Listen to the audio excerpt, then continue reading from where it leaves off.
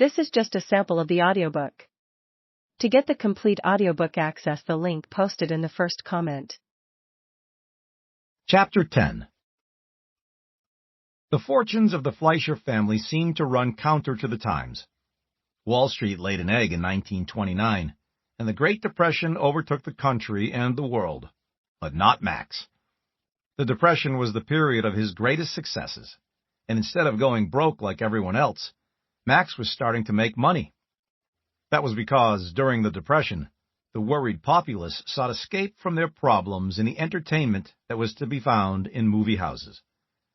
The first noticeable improvement in our family's way of life was the move from our modest apartment at 1678 Union Street in Brooklyn to a much classier address, 589 Eastern Parkway. No more ordinary apartment house now.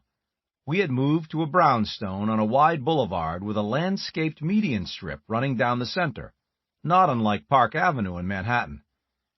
Apparently, we weren't quite well enough off to have the brownstone all to ourselves.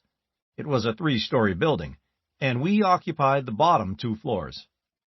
2 maiden lady seamstresses resided quietly on the 3rd. The only excitement they ever caused was one night when they came racing hysterically down into our place to tell us that there was a prowler in their flat. My father called the cops while we all waited breathlessly outside. Eventually, a single policeman showed up and entered the darkened house to investigate.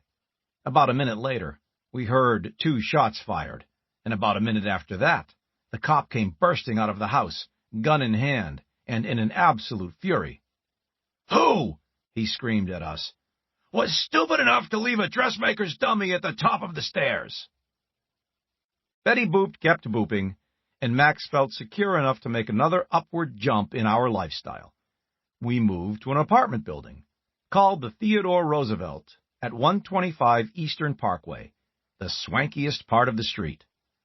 It really was a great location, directly across from the Parkway from the Brooklyn Museum of Art and the Brooklyn Botanical Gardens.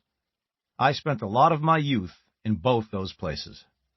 Another sign of our growing affluence was that my father sold the Frog, the little Studebaker that leaped away from the curb, and got a much bigger and grander car. Typical of him, it wasn't an ordinary car. An extraordinary man needs an extraordinary car. Max bought a Jackson. I believe that only 12 of these cars were ever made. A Jackson closely resembled and was frequently mistaken for a convertible Rolls-Royce. When the top was up and you ignored the isinglass windows, it looked like a tank since the chassis was heavily studded with rivets. But it was a powerful vehicle with a powerful company motto: "No hill too steep, no mud too deep." Our car at least lived up to that motto, and when it was sold, it was bought by an auto repair shop and converted into a tow car. Eventually, it became a hearse. The continuing success of Betty Boop, plus the additional booster rocket of Popeye, finally pushed us into the financial stratosphere.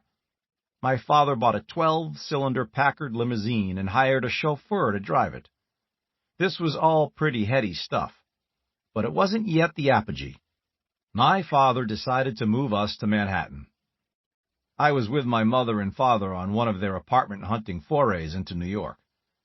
I was then about 15, and remember it well because my father made one of the all-time great puns. We were looking at apartments in the Windermere Hotel, an apartment hotel at West End Avenue and 92nd Street. We were in one that overlooked the Hudson River when my father asked the rental agent how much the Riverview apartments cost.